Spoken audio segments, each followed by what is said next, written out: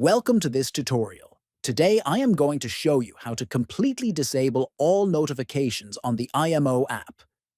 If you find constant alerts distracting or want more control over your phone experience, this guide will help you turn them off easily and quickly.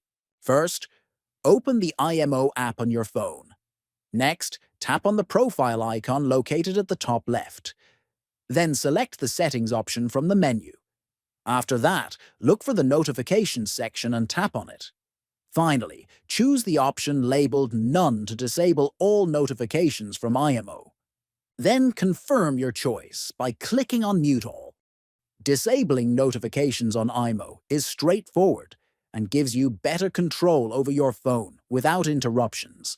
I hope this video helped you manage your settings more effectively.